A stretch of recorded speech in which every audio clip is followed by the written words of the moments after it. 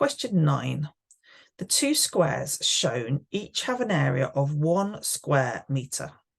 W is at the centre of one square and a vertex of the other. What is the number of square metres in the shaded area? It's this area in here.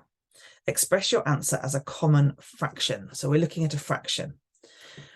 One thing I noticed from this question is it doesn't tell you what angle this shape is at, but it says that there is only one answer. What is the number of square metres in the shaded area? Not when it is at its a particular angle. We know that this W is in the centre of this square, and that this that is showing the vertex, the very, very corner.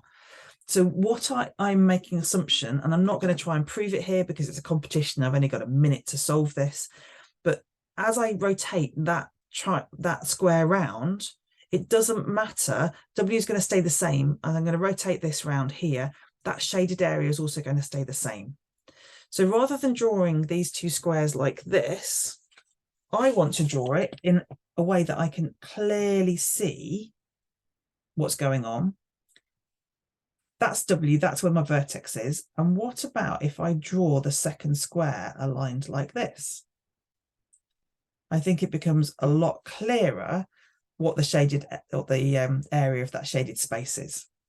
If we consider that the whole shape here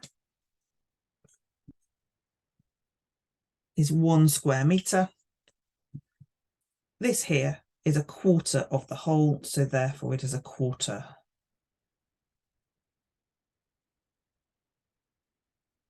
of a square metre.